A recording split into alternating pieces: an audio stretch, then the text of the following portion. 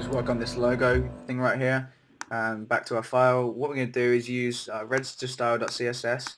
Just open that again and copy this stuff up here that we already used. Copy that and put that at the top again.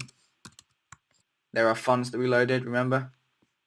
And we'll say .logo, which is that logo div we created right here. .logo. Let's give some space.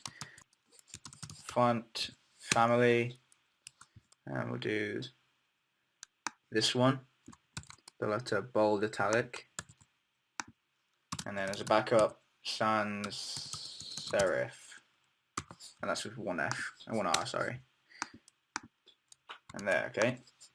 Now margin left, we'll say 10px. Font size, let's try 150%. Position is relative.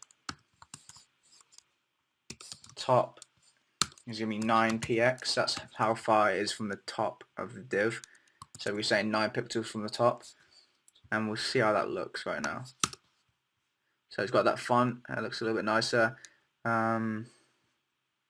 Let's change this to 30. Does that do anything? That's a little bit bigger. Okay, actually, we don't want to do the whole div. We just want to do the anchor tag, the A tag inside it. So just put A after the logo, and that will only target the A tags inside the logo div. So only this. It won't do the whole div. So let me see if that changes much. Oh, we haven't saved it yet. So save the style.css page. Let's do a hard reload. Okay, it still hasn't worked. Oh, I know what it. I think I know what it is. Let's make a body tag, a body styling tag. Let's say line height equals. Let's try 17px. Now if we refresh that, there you go. It's right in the middle. So that's looking quite nice now. So that's all the differences we have. It's got a little text shadow. Let's go back into here, and we'll just copy that directly from here. You guys can copy off screen. I'll put that in here. So text shadow followed by that color, and then those specifications. So refresh that. Oh, that's the wrong page. I'll refresh this one. Okay, there you go. It makes a little difference.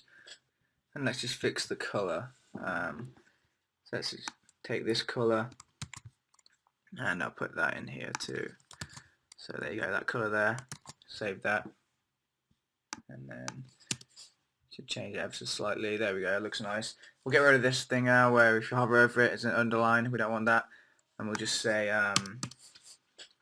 so we can just say A colon hover. You don't need that semicolon.